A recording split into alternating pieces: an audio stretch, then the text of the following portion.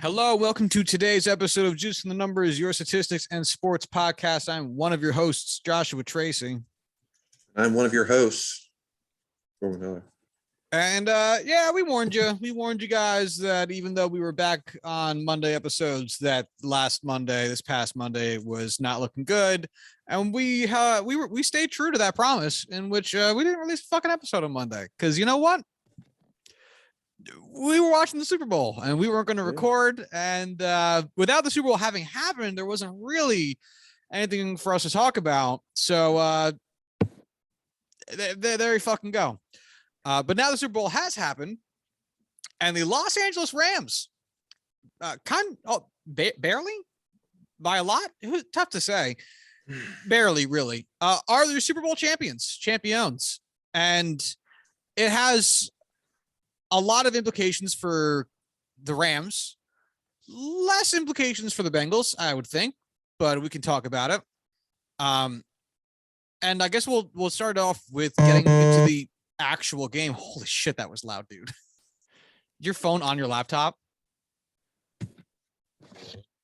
Fuck you. Oh my god. Yeah. You're a piece of shit. I forgot this doesn't have a microphone.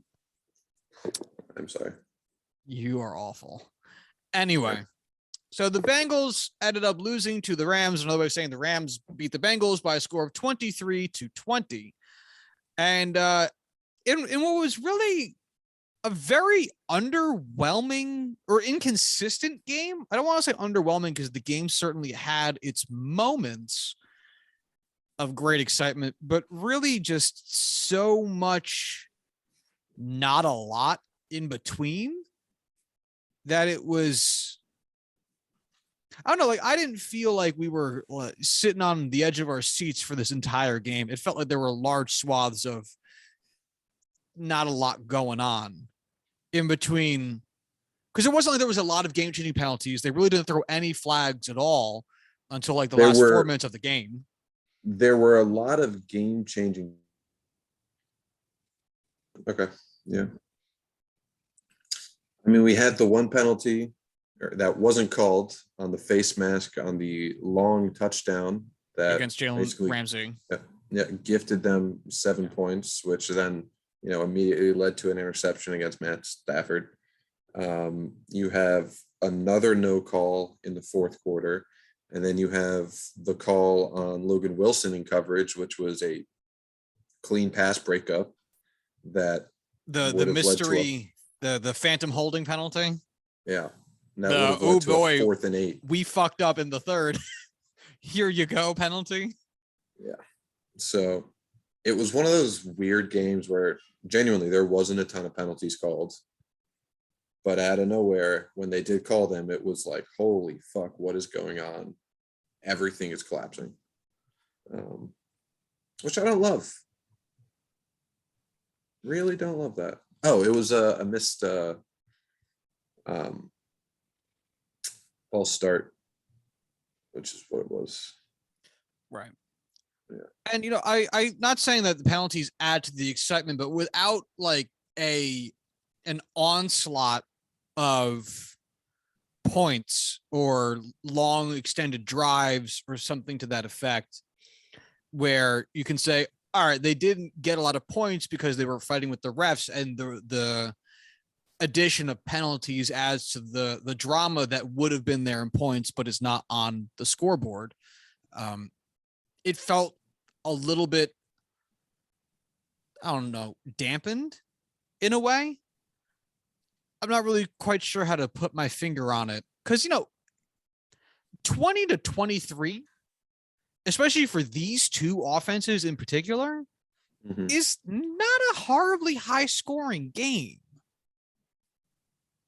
No. And I mean, honestly, both these defenses played really well all game. I mean, Jalen Ramsey had a really great game. The Rams defensive line, believe it or not, had a really great game. The Bengals defensive line had a good game. Their corners had a pretty good game. Right? Hilton played well enough. I think he had one play where he gave up a bad touchdown. But regardless, they came in super conservative to start the game. because it's the Super Bowl and that's the way it goes. You're not about to, play super aggressive to start off, get punched in the mouth, and then be fucked. But I mean, Stafford got hurt, Burrow got hurt. Both of those guys were hobbled for the rest of the game. OBJ got hurt. Missed the OBJ game. left super early, yeah. I think it's just one of those like, look, this is the Super Bowl.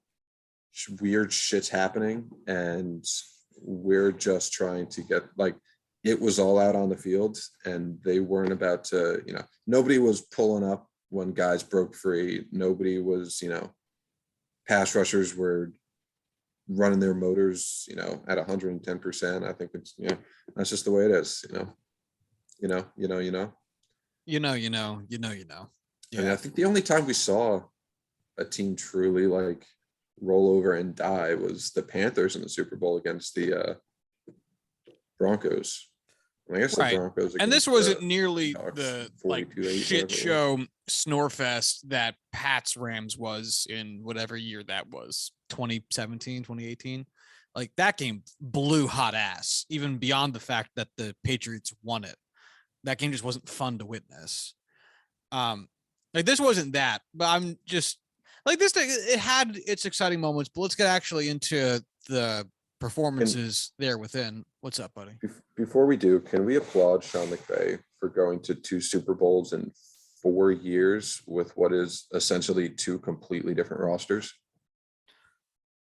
No, It's pretty I impressive. will not. Okay. I will not applaud Okay. that, because one roster is colossally better than the other one. Still brought a team to the Super Bowl twice in 4 years. I Outside of Tom Brady, that really doesn't happen much. no, I know, but it's like it'd be one thing if it went the other way around. Like if you had a really stellar roster the first time, and then everybody left, and then he still brought the team to the Super Bowl. And instead, it's like you brought a team to the Super Bowl with a good, not fantastic roster, made the playoffs every year, and then made a super team, and then made the Super Bowl again, and then won it. And it's like, all right, yeah. He brought Jared Goff to the Super Bowl. I think there needs to be some recognition there. Oh, and that's what I'm saying. Absolutely. Like, but it's not like it's wildly unexpected that he did that. The second time with Stafford. You know what I mean? Like the whole team got better. Touche. Fuck you. If you want. So the actual performances, Joe Burrow came out there and went 22 for 33, 263 yards, 1 touchdown, no interceptions, 7 sacks, a quarterback rating of 100.9, and 2 rushing attempts for 3 yards. On the other side of the ball, Matthew Stafford, 26 for 40, 283 yards, 3 touchdowns, 2 interceptions, and 2 sacks for a quarterback rating of 89.9, 3 rushing attempts for 6 yards. So combined 16 sacks over the 2 championship games for Joe Burrow. That's really fucking bad. Yeah. It's a miracle he only had 1 injury scare. Yeah, especially after coming off of an ACL tear. Oh my God. Like, we joke about how it's important to, just go heavy in the trenches when you want to build up around like a young QB. But like, if they don't dramatically overhaul their offensive line, like we're talking like 3 or 4 brand new starters for next year, that's a major disservice. Especially because, honestly, all their other units are playing pretty fucking well. Mm-hmm. Like their wide receivers are great. Their defense really looked fantastic. Their cornerback play was good. Their safeties played pretty well. The defensive front did a really good job. Like really the only position that stands out on the page as being, oh my God, is their offensive line. It's fucking trash. And like we joked a lot about like the Jamar Chase and Penei Sewell decision. And we both were like, hey, the connection between Joe Burrow and Jamar Chase in college was unavoidable. Connecting them again in the NFL would be spectacular. And the wide receiver 1, a dominant wide receiver 1, is worth to its come by. weight in gold. Yes. Yeah. Also very hard to come by. The Jets have not had one Right. since one season of Brandon Marshall. Yeah. I mean, before that, what? Keyshawn Johnson. Santonio Holmes. Stop number 3, Santonio Holmes. Yeah. Yeah. You guys are getting the picture. It's Yeah. hard. It's hard to get a And wide receiver one, a look, real one. I think both of us were aboard the Penei Sewell train as probably the smarter option, or at least the option we would have chosen. Clearly, it worked out one way. I think it also would have worked out on the other side. I mean, there's a lot of depth at wide receiver in the draft last year. The offensive line was really bad. Penei Sewell played very well. It's the first, like, they were rookies. It's just because it worked out for one team and Penei Sewell's an offensive tackle for the Lions that you don't hear much of. Believe me, it's, pretty obvious why. He's still a great player. When it comes down to it, hey, you made your decision. You went with wide receiver. Everyone in the world can now look and say, hey, that was actually a good decision. Just go out and do it again this year with offensive linemen. Just go all offensive linemen. Yeah, it's an interesting calculus that the front office ended up doing, which amounts to essentially this, from what I can tell in retrospect, is we need, like Corwin just said, probably 3 offensive linemen. So that problem is not getting solved in this one draft. But we also need a wide receiver 1, and that problem can be solved this draft. So let's risk Joe Burrow's health and go for a wide receiver 1, because even if we take Penei Sewell or an equivalent therein, our offensive line will probably still be buns, and we'll have to address that in the future, which goes both ways. But I would say they probably ended up being right. If that was some level of decision making. I mean, Jamar Chase has been unreal this season, and I don't think that'll really slow down too much. But now they're in a position where they really have to adjust that offensive line and make quite the splash in free agency. And offensive line is a lot like collecting starting pitching and high-end relievers. Everybody wants them. Everybody needs them. And depth is fucking hard. How many pitching staffs have a good 5th starter? I don't mean good for a 5th starter. I mean a 5th starter who is also someone you would say is genuinely good. It's not a lot of teams. That's the offensive line of the NFL. Yeah. Not many. No. Because I mean, like, think about it this way. The Bengals are also going to be competing with the Jets in that exact same category, and for relatively similar reasons. Both teams have young quarterbacks that they're trying to develop. The Bengals have had way more upfront success than the Jets have, but that doesn't even matter because we're talking about pure raw spending dollars, which the Jets have a fuck ton of, and both have the exact same incentive to go out and do it. And if the Jets are going to start spending money, offensive line with a young quarterback you don't want to fuck is probably a good place to start. And that's the real tough part about offensive lines, again, in particular. Because if it was a wide receiver 1, with all the roster problems that a lot of teams have, and again, I'll use the Jets for an example, we need a wide receiver 1. But if you have the choice between getting 2 decent tackles in free agency or 1 wide receiver 1, you might end up taking the tackles just to not fuck your quarterback, which means a lot of teams are going to try to make that a primary target rather than some of the more flashy skill positions that they think maybe can be addressed in the draft, at the trade deadline, so on and so forth. And instead prioritize the immediate impact makers, or at least the immediate injury preventers for their quarterback, which is linemen. And so you're going to end up competing with teams that are bad and teams that are good because everybody needs that shit. All right. I looked up the PFF grades, which, believe me, PFF, it's not every great all. system has its flaws. Yeah.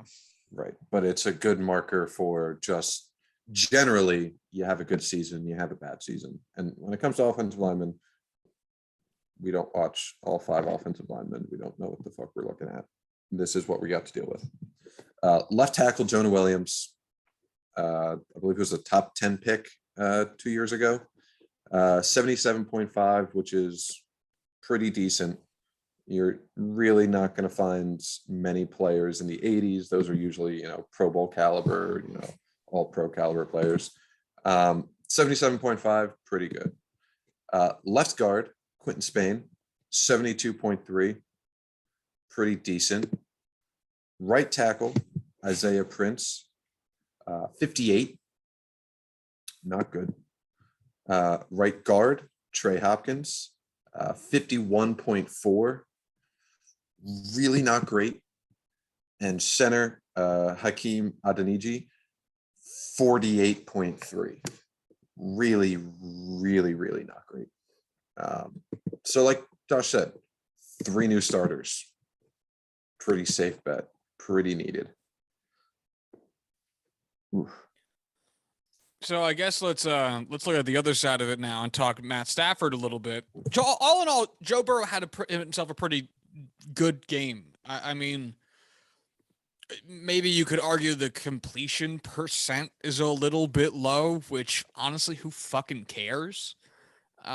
Given the context of the game, because the 263 yards, the 1 touchdown kind of is what it is. But I mean, when you're getting beat up as much as he was getting beat up and being able to actually perform to the level he was able to, I mean, that was a gutsy performance, to use, some good old fashioned football radio talk. That was a gutsy performance. He did a really solid job. And then we go to the other side of the ball and look at Matt Stafford, who also had himself, again, rough in the completion percent department. For all intents and purposes, he had himself a pretty good game. He definitely, I think, struggled a little bit in the first half. He overthrew a couple guys and some really weird, like, wow, where was that ball going kind of throws. But for the most part, he ended up being able to not play themselves out of the game. His 1 interception in the end zone was fucking rough. The second interception was, oh my God, not his fault.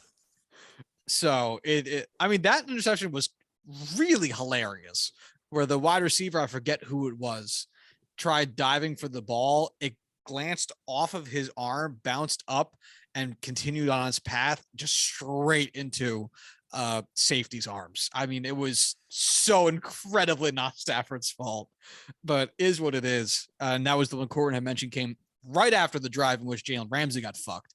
So Rams got fucked in back-to-back sequences pretty quick. Yeah. That's a pretty, like we were talking about this during the game, but there's changes in momentum from bad calls and things like that, where you can overcome momentum. You just need to put a couple plays together, 1 drive together. Everything's pretty much wiped out and back to, the status quo, back to even. And you can overcome it. Overcoming basically 7 points on the board and then a turnover that, is exactly what we were describing. That is a huge swing in a game, especially in the Super Bowl. And that is incredibly hard to overcome, which they did. So, hey, credit to them. Yeah. Now, the way that this game ended up playing out, Rams scored first in the first. They scored a touchdown. Bengals followed it up with a field goal. And then the Rams scored again first in the second by collecting another touchdown. And at that point, the Bengals hadn't really got anything together. And it almost felt like, oh, this game is going to end 37-14, where at some point the Rams just kind of stopped trying. The Bengals answered back with a touchdown of their own to make the score 13-10. And then from there, it looked like, oh, the Rams are just going to kind of roll over and take it, as they then proceed to get another touchdown dropped on them. 75-yard monster from T. Higgins within the first 12 seconds of the second half, 17-13. Then a field goal, 13-20. And then that it concludes the Bengals scoring. The Rams are able to corral an additional 10 points in the final quarter plus change to bring their score up to 23-20, where the Rams ended up winning on a game-ending sack from Aaron Donald, as one could only script this game going. But really, for a while there, it looked as though the Rams were 49ersing themselves, of just no one's really elevating the offense here. And it, like, your defense is playing great. Your skill position players are even doing a pretty good job. It's just like the quarterback isn't elevating. The running back got nothing going on the ground. And there's only so much the individuals who are shining can do. And the offense isn't just getting there. But eventually, they really showed that, games are won on the margins, and you only need 3 points to take home a Super Bowl ring. That's all the Rams needed. Can you believe just how good as a whole this playoff year was? I mean, from the divisional round on, the only game that was decided by more than a field goal was an overtime touchdown. What was that? Chiefs versus Bills? Chiefs Bills, yeah. What an unbelievably good playoff. I mean, really, top to bottom, T to B. And that brings into question, what does this mean for both teams? Now, for the Bengals, I think it's pretty easy. And we said this last week. And almost nothing. The fact that they lost means almost nothing. The fact that they made it means everything. The fact that they made it means that they are going to be serious players in free agency, as teams look at the way that as players look at the way that the team was able to develop and want to go to there. And playoff success, in addition to having that playoff success with your own guys like Joe Burrow, who you drafted and you developed, also is usually a pretty good sign of organizational competence that is going to attract more people to come to you. It's one of the reasons the Jets don't really bring people in. It's one of the reasons the Giants really haven't brought significant people in either in the past several years. So that might be major markets. Yeah. New Jersey, major market. And I know. Home state, baby. So, but in terms of what this means for players like going or anything, I mean, their main guys are for the most part under contract. They really don't have anybody to worry about. I wouldn't. None of their key guys. I don't know the ins and outs of their roster, but Joe Burrow is still going to be there. Jamar Chase is still going to be there. Jadobi Awuzie is still going to be there. Like those guys are still going to be around. And they just signed Zach Taylor to an extension through 2026. Like, they are going to be good. And the fact that they lost the Super Bowl puts no one on the hot seat, really raises no questions, I think, about anybody from a person outside of Eli Apple, about personnel, like outside the coaching staff. Like, it's an accomplishment that they did this because there was no expectation to do it. On the Rams side, them winning is really an interesting, like, pivot point in where this organization is heading in its immediate future. Apparently, I did not realize this. Sean McVay has been considering retirement, which I'm not sure how serious. Oh yeah, that's what I'm saying. I'm not sure how serious it is. I've never heard that mentioned. The man is 37, 36, whatever age he is. Like, don't get me wrong. If I could retire at 36, man, I'd retire at 36. But I'm also not at the peak of my career and excelling at it, which most people don't just leave. Like, if Sean McVay was working a desk job at 36 and had the ability to retire, that'd be pretty different than being, again, the highest level of his profession possible and retiring. So, but whatever. But it raises a lot of questions about how do they want to handle the roster? How do they want to handle payroll? How do they want to handle their immediate future in regards to players potentially also retiring? Like, I'm not sure Matt Stafford is going to retire, but for a lot of players who stay in the league for the chase of a ring, you can cross that off his list. Football's a rough sport. Like he is so lucky that his kid is old enough to have seen him win a ring. That's cool. Like that is another reason why he might be cool with hanging it up relatively early. Who knows? But it's a really interesting like inflection point for them. What do you? Because I promise I'm gonna turn this over to you in a second. Because it's very, very, very infrequently do we see teams win. Not very infrequently, but it's not often we see teams win. And the next question is, will they suck next year because they finally did it? This is a super team that we've been waiting for them to win the Super Bowl for years, and they finally did it. So it's like, is there a point in keeping together this absolute accounting madness to maybe do it again next year? Well, what do you think? They don't really have that many free agents, key free agents, I should say. Von Miller and Odell are kind of the two big ones. Granted, those are two very big ones to have. I mean, everyone else on here is a depth piece. Austin Corbett at guard, he might be a starter, I'm not sure. But regardless, it's a guard. I mean, for a Super Bowl caliber team, that's a plug and play player. I mean, we can look at what the Rams cap situation is for next year. Yeah, I'm getting it. Being able to re-sign two players in Odell and Von Miller, both of which very much bought in to what the Rams are doing, and Sorry, I didn't mean to cut you off. So the Saints have negative 76 million in cap. Like, we knew that. They mortgage their future. The Packers are at negative 50 million, whatever. Cowboys negative 21 million, whatever. Like, these are three teams that are either currently good or have been good and went over the cap in future years to make sure that they could be good in the present tense. Understood. Vikings negative 14 million. All right, like, they tried. I get it. The Giants have the fifth fewest least cap space in the NFL next season, negative 10 million. The Giants, who suck ass and have sucked ass for the last 5 years, are 10 million over the cap for next season. The Rams are sixth, just behind the Giants at 10 million. Even the Giants are at 10.7. So they are, with only 48 players signed, $10 million over the cap next year. Fuck, man. What the fuck are the Giants doing? Should you be paying Leonard Williams $27 million a year? No, absolutely not.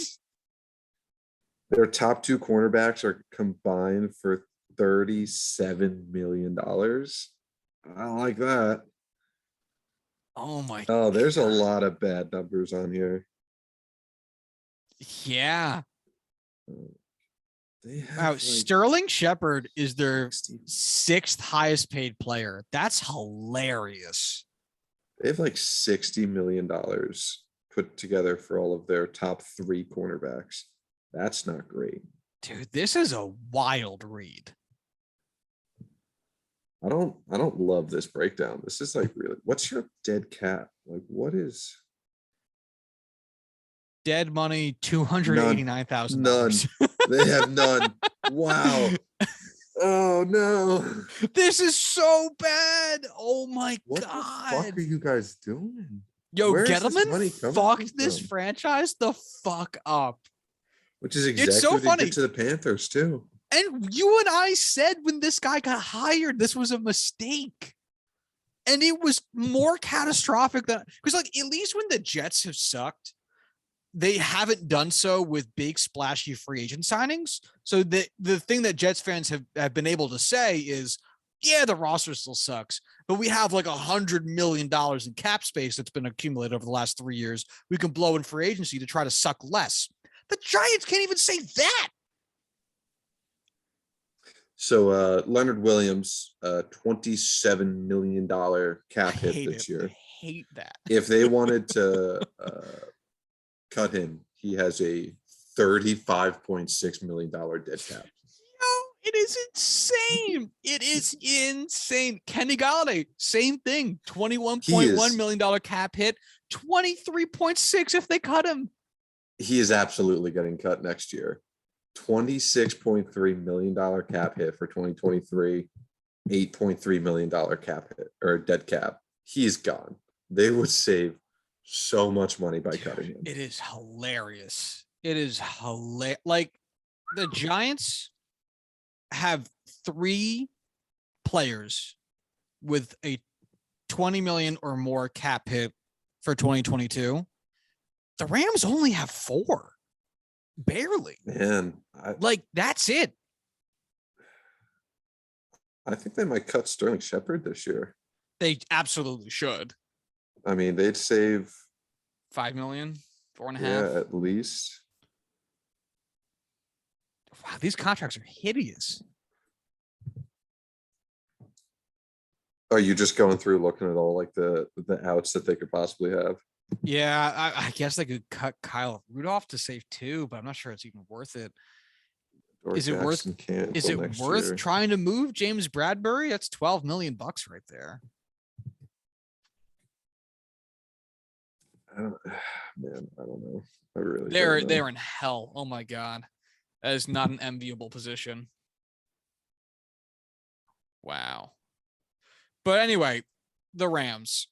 Yeah, they don't have next year still on contract. Aaron Donald, Jalen Ramsey, Matthew Stafford, Leonard Floyd, Cooper Kupp, Andrew Whitworth, who will probably retire. Robert Woods, Rob Havenstein. Who the hell are you? Oh, right tackle. That's why I don't know who you are. Tyler Higbee. Greg Gaines, Cam Akers. Wow, he's so cheap. Holy shit. A rookie. I know. I just second year guy.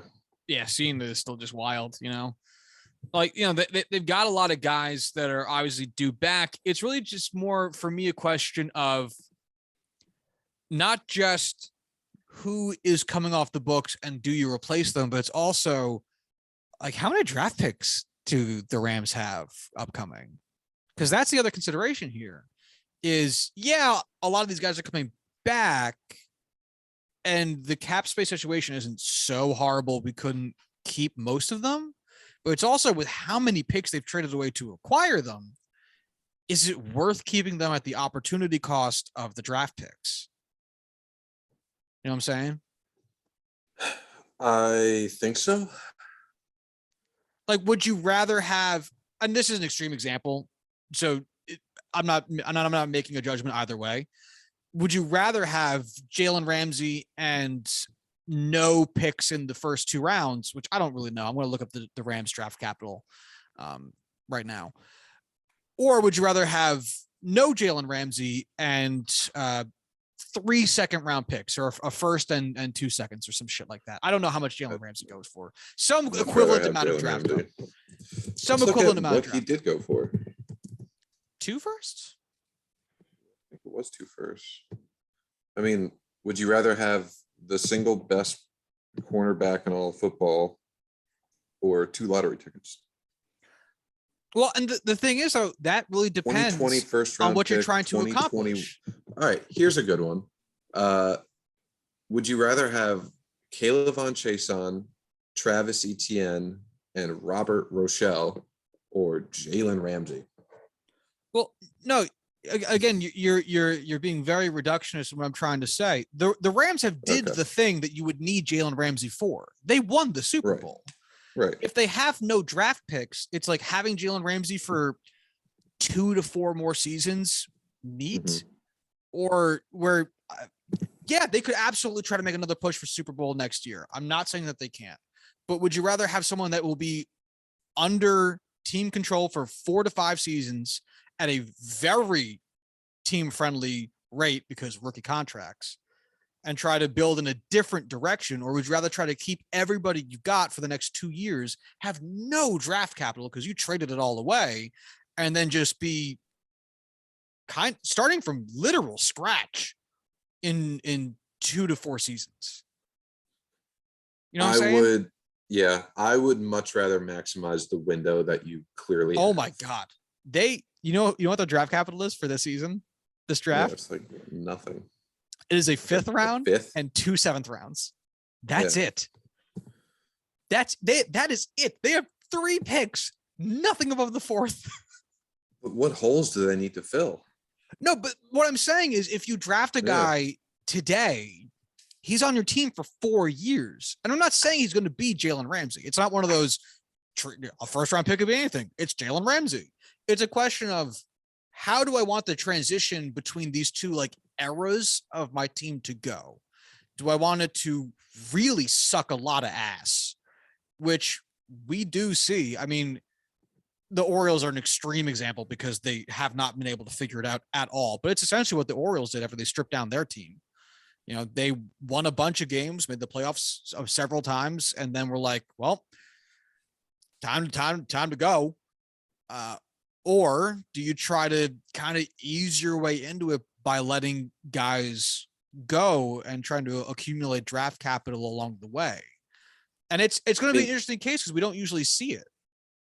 Just looking over, I mean, I will still stand firm that I would much rather have the solid players on my team that are already there, trying to hold on to them and keep pushing for that window, knowing I'm going to have a much more drawn out rebuild 3 years down the line.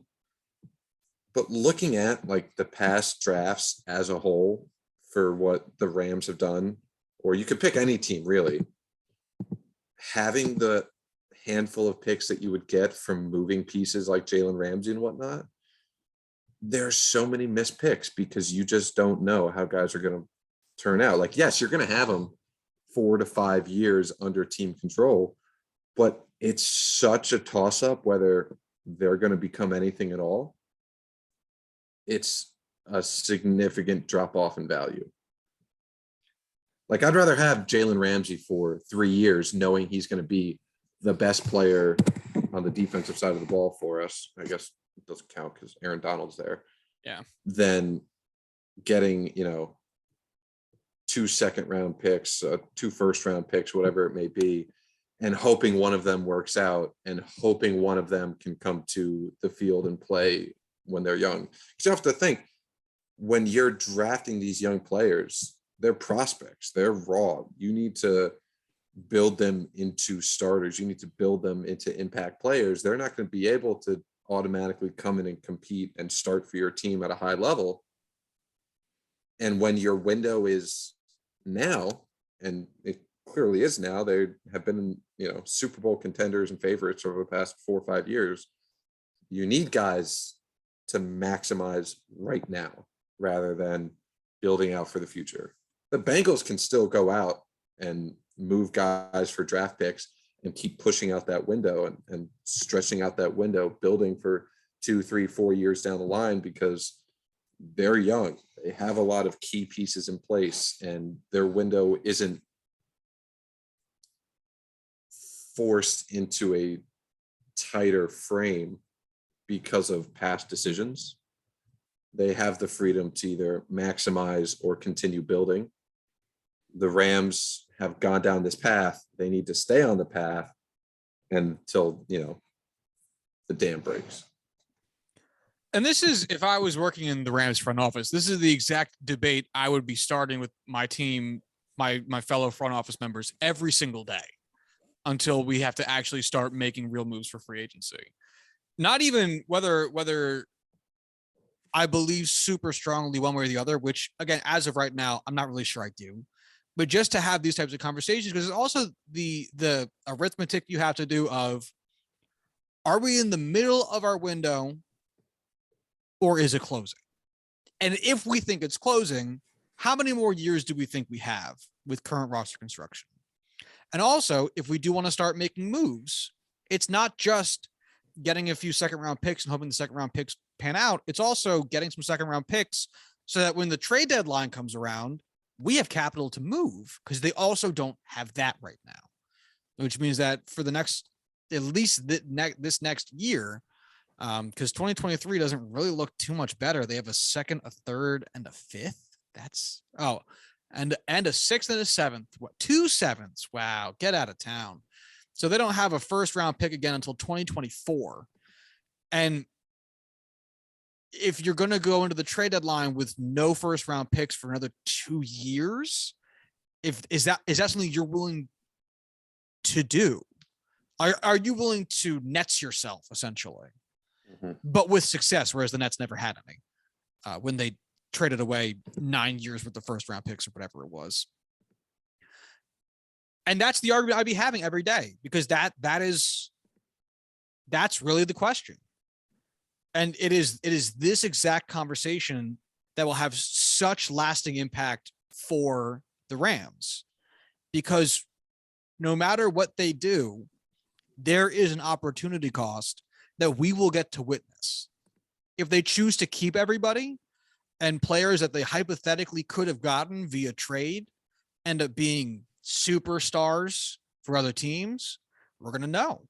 And we're not going to know where the Rams would have had a hypothetical trade. We wouldn't know if they decided to trade Ramsey to the fucking Patriots and collect whatever round pick the Patriot. Like, we're not going to know that specifics, but we'll know about where they probably would have gotten a draft pick and know who that guy is if they do end up making trades. And Jalen Ramsey is phenomenal in Baltimore, and whoever they pick with their draft compensation they get on the other half of that trade blows hot ass. We'll be able to make those comparisons too.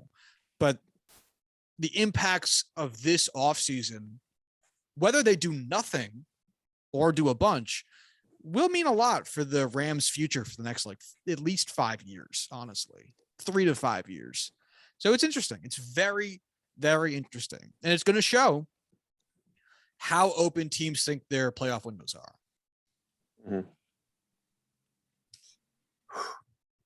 Mm-hmm. I am confident that they are going to just keep on the path that they're going. And I really do think they're going to be fine. I mean, at the end of the day, they're really not too worse off. If they were just to, what am I trying to say here? I don't think they're going to be much worse off if they just continue on the path. I don't think it's really much of a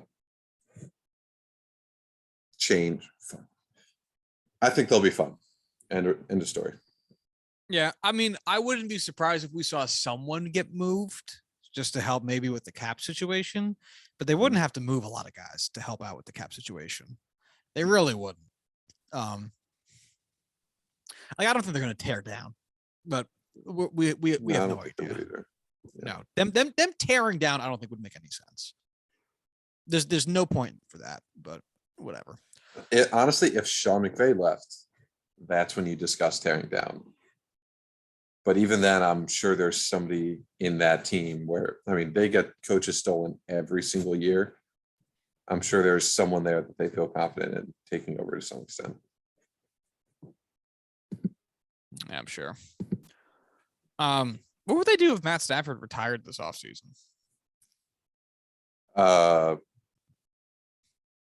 That's tough. I don't think there is a contingency plan for that. Like, there definitely has to be one at Rams HQ, but man, I would be puzzled to make a guess at what the fuck that is. Yeah. It's weird to think that Matt Stafford could be such an archstone of this franchise at this juncture, but like, man, what the fuck else is their option if he left? I have no fucking idea.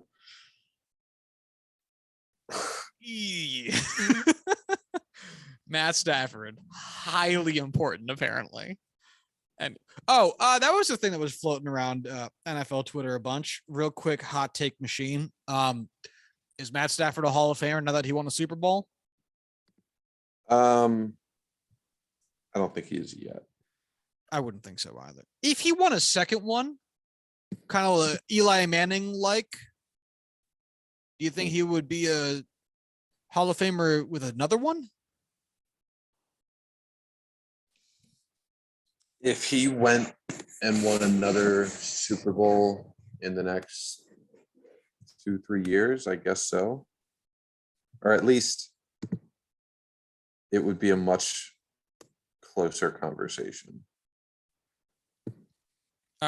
For reference, because I said Eli, and now I'm wondering how Stafford's career varies from Eli. Stafford 1 Pro Bowl, Eli 4. And Stafford has a comeback player of the year. Eli doesn't, but that's because Eli never got hurt. Eli has a Walter Payton Man of the Year award. Stafford does not. I mean, and then outside of that, it's Eli's 2 Super Bowl champs and 2 Super Bowl MVPs. Stafford 1-time Super Bowl champ. Like there's not a lot of hardware between the two guys at all. I'd always say Eli because he is pretty well contended. Like his case is definitely still being arbitered in the public sphere about whether or not he's a Hall of Famer, but I think there's a little bit more consensus or a little bit more argument in the pro for him making it than I see for Stafford. Career 57,000 yards. Stafford just 5 yards shy of 50,000. So he would need at least 2 more seasons to catch Eli in the yards department. Touchdowns 366, Stafford 323. So again, 2 more seasons away, just about. Interceptions, Eli 244, Stafford 161. So Stafford much better there. Quarterback record, I really don't give a shit about. It's no surprise the Giants were better in Eli's tenure than the Lions were ever. Completions versus completion percent, Eli 60.3, Stafford 63. So Stafford better there. Career quarterback rating, Eli 84.1, Stafford 91.1. There's some other tertiary stats. I don't really know what we would. I don't want to comb through a bunch of stupid, meaningless shit. Did Eli ever lead the NFL in anything? And if so, what? What's your guess? Category. Is that a question? Yeah. Yes, interceptions. Okay. Positive stats, no. I don't think he did. Okay, so you are right. Interceptions. Follow-up question, how many times?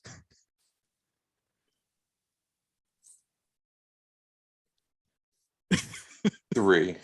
Yeah, 3 times in 2007, 2010, and 2013.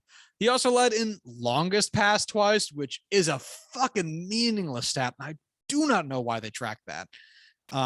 He also led in sack percent in a positive way once in 2012. And fourth quarter comebacks and game-winning drives in the same season. He led the NFL in those stats also once. That's it. Yeah, not a lot here. Stafford, not much else. He led in attempts twice and completions once. Not a lot else. So, oh yay! I feel pretty good about this comp if we're talking quarterback Hall of Fame cases.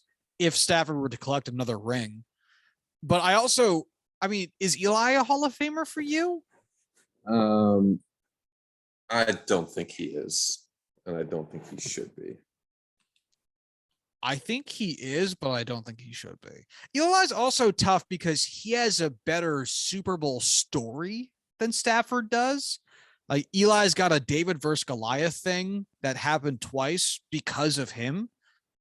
But his career outside of that storyline is good. Like it's a really good career, but it's not a Hall of Fame career. Whereas Stafford's career, I think, is exactly the same. But his storyline for his Super Bowl currently is, I joined a super team.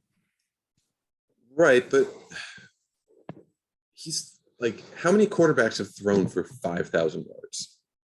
5,000 yards? Like in a season? Yeah. No idea. 4 maybe? Oh, no, way more than 4. Wow. Marino had to be the first, Justin right? Herbert threw for 5,000 yards. Yes. Yeah. Drew Brees has done it a bunch of times. 2, 3, 4. Sure, Manning did it at least once. 6, 7, 8. There's only been 9 players to throw for 5,000 yards. And I bet outside of Marino, they're all from like the last decade or two. All of them are since 2008. Yeah. Outside of Marino. Drew Brees, Tom Brady, Peyton Manning, Pat Mahomes, Ben Roethlisberger, Matthew Stafford, Jameis Winston, and Justin Herbert. Hall of Famer Justin Herbert. Hall of Famer Jameis Winston. Yeah. All of these players have like notes on these seasons. So like Dan Marino, first NFL history, youngest to achieve 5,000 yards, NFL MVP. Drew Brees, the first 2 times he did it, Offensive Player of the Year. Drew Brees, second consecutive time. Matt Stafford, Comeback Player of the Year. Peyton Manning, NFL record, NFL MVP. Drew Brees did it 3 straight years. Jameis Winston led NFL in interceptions with 30. Yeah, that's a boy. So I mean, because I don't care that Stafford has one season where he threw 5,000 yards almost a decade ago, over a decade ago. That means nothing to me. Yeah. I think it is a very large, what is it called? Anecdote to have. I think it will definitely be something that's highly discussed when it comes down to it. I think the biggest thing against him is at no point was he ever a top 5 consensus QB in the league. That's, I think, the problem. Yeah. It's tough to make, and we're going to have to adjust to it as we go farther into our generation of quarterbacks going to the Hall of Fame, because they play in a pass-happy league now, and all the stats look so gigantic because they are, but they all look like this for players that played more than a decade. We said that years ago that they should do that, but oh well. All right. Shall we talk about our prop bets or what we picked for the prop stuff? Just power through them real quick. Yes, just hold on. I need to grab a computer charger. Corwin, classically prepared for this show. Yeah. Yeah. All right. Hold on, folks. All right. He's back. All right, Corwin. Let's power through these prop bets that we did make an attempt at keeping track of live while it was all going down. So let's see how we did. Some of these up because I did not do that on my own time after the Super Bowl. I know it. Number of commercials featuring dogs. Over. All right, what did we settle on for that? 4, I think we counted. We were counting along as best we could. I don't think we got to 5. We definitely didn't get to 7. No, I'll put it that way. Like, we definitely didn't get to 7. All right. So I took the over, you took the under. Yep. Point I'll for Corwin. take the first one. Number 2, the color of Snoop Dogg's shoes. We both picked black. They were white with yellow laces. Both got that one wrong. No points awarded. The price of Bitcoin changing during the Super Bowl, up or down. It started at $42,354. It finished at $41,717. It went down. So, which you would never have guessed with that many fucking crypto commercials. Oh my God. The over under for dogs should have been over under for crypto, and seriously, probably would have hit the over. Like, remember that the Super Bowl 3 years ago or some shit when when Tide bought a bunch of commercials and it was like, oh man, it's a Tide commercial. That's what this felt like. Those for crypto commercials. It was great. It was a great shtick. Yeah. But that's what this was like with the Larry David one. It's like, oh, what's this gonna be? Fucking crypto. Fuck yourself in the goddamn face. Anyway. Anywho, I took drop. I succeeded. Number 4. Color of the Gatorade bath at the end of the game. Josh, you picked yellow. I picked blue. It was in fact blue. Balls. The national anthem over under 98 seconds. Over by a lot. We didn't do it super scientifically because there was some streaming technical difficulties. If you said to yourself, hey, Corwin's internet sucks, where'd you guys watch the game? Corwin's apartment. We watched it at Corwin's apartment. His shitty ass Wi-Fi. Punk bitch can't get good Wi-Fi. I will say, I changed my Wi-Fi for this episode after it started fucking up the second we hopped on. No issues. None. Jersey number for the first player to score a touchdown was set at 23.5. We both took the under. I don't know why anyone would take the over. No idea. Like, all of the top players have very low digit numbers. Skill positions tend to have low jersey numbers. Yeah. You know what? I bet the over-under was at like 23.5, but the odds were very much in favor of The under. the under. Yeah. Yeah. A field goal hitting the upright. Josh, you said yes. It didn't happen. No, it didn't. I wish. The result of the first drive of the game, Josh took touchdown or interception. I took punt or field goal. It was a punt.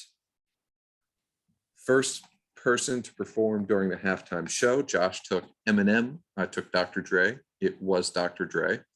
I'm realizing I should have put money on this. Yeah, I did a horrible job. You killed it. I should have put serious money on this. Did Snoop smoke on stage during the halftime show? Josh said no. I said yes.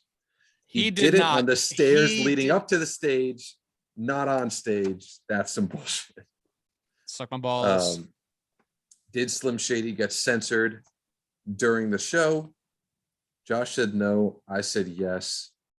It is a weird moral gray area where technically the songs themselves were censored, but I don't think it was because he cursed out of turn. Yeah, like there was pre-planned silences. Yeah. I feel like we'd have to go back and watch film on this to I feel really like we should determine it. give it to me because you're already killing me. Touche. Yeah. Touche. We'll let Josh take this. Josh, I'm going to need you to pull up some stats here. Total number of players with rush attempts. The over-under was set at 7.5. Josh took the over. I took the under. While you're pulling that up, I'm going to... Eight players had 8, no kidding. 8. Love that. The Bengals had 3 and the Rams had 5. Thank you, Cooper Kupp and Jamar Chase, each with a single rushing attempt to make this work. Oh yeah, I'm proud of us. So Josh, that's a win for you. Total passes attempted, over under was set at 76.5. Oh, 70, 75. Josh had the over. 75? Yeah, 75. Plus 1 for Cooper Kupp, 1 for Joe Mixon. Yeah. Love that. Oh. Vegas. You guys are fucking Damn it. Combined number of kickoffs set at 10.5. I don't want to look at. Oh, that's easy. 1, 2, 3, 4, 5, 6, 7, 8, 9, plus the 2 first half starts. That's 11. How many was the? You had the over of 10.5. I had the under. All right. So I got this one. Beautiful. Winning margin of 8.5. We both took the under. Both got it right. It was the under. Total points 48.5. We both took the over. Both got it wrong. The winner of the game, Josh took the Rams. I took the Bengals. That's a win for Josh. An MVP, Josh took Matthew Stafford. I took Joe Burrow.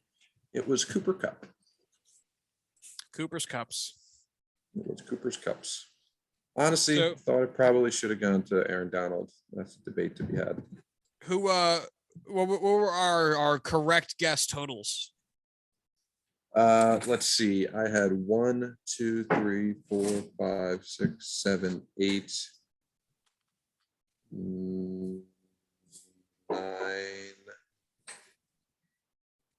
10. Pretty suspicious counting here. I had 10. I started checking off the ones that I did after the game. I don't have a pen with me, so I'm just trying to look. I had 10. You had 1, 2, 3, 4, 5, 6. You had 6. Beautiful. Honestly, not too shabby compared to our bold predictions that we usually do. I was just saying, if I set the over under for combined correct guesses on this at 15.5, I'm not sure I would have taken the over for us to get those 16. Definitely. I don't think I would. Yeah. So good for us. Yeah. But yeah, you should have put money on this. I'd like to say the ones where we both agreed, we did very poorly on.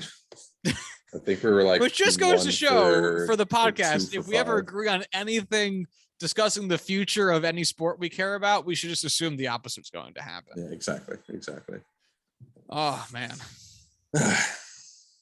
Anything else you want to discuss? No, we now enter the NFL offseason, which will present its own news as things happen. There's been some more coaching signings and GM signings since we last talked, but we're going to save that until at least a few more of these positions get filled, so we have a little bit more to talk about in its totality, or maybe next episode with less to talk about in general, since MLB is still in its lockout, which means spring training was supposed to start actually this week and clearly has not.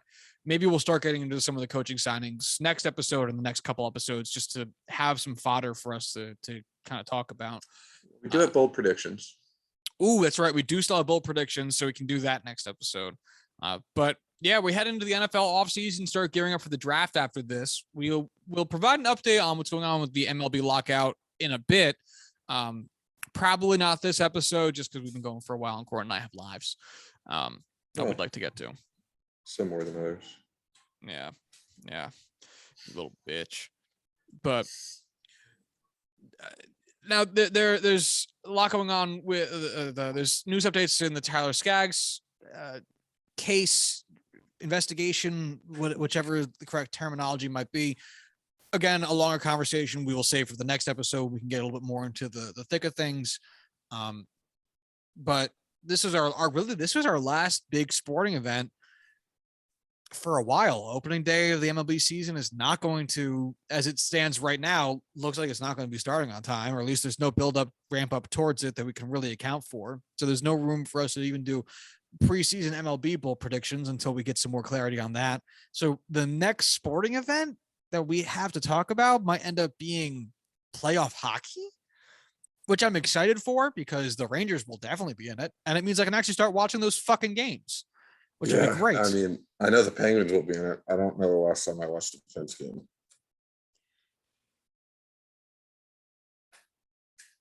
Start watching the Rangers, bitch. No, whenever the playoffs start, so I can actually get those. Hey, Sidney Crosby just got his 500th career goal. Oh man, who cares? Still not a Hall of Famer, bro. Suck my wiener. Yeah, it's very exciting. None of us saw it coming. Oh, who could have predicted it? If you told me last year he already had 500 goals, I would have believed you. That puts him, much lower down the list than I thought. Where do you think he lands on all-time goals? All-time goals? Yeah. 15th. Mm-hmm. David Andreychuk is currently 15th with 640. Ooh. 500's a way lower threshold than I thought then. God damn. 46th. Wow. Actually, T45. They don't do. But where is he ranking points then? He's got to be higher than 46 points. Maybe that's what that's what we're conflating then. Because I mean, that Pens team that he's been a part of for the last 75 years or so, however long he's been in the NHL, 26. They were a machine. 26. There you go. 500 goals, 871 assists. He's currently 11 behind Alexander Ovechkin, who has 761 goals, 621 assists. Fucking casual. 761 goals, all scored from the exact same spot. Essentially. All scored within a 1 foot radius of each. His heat map is a single dot.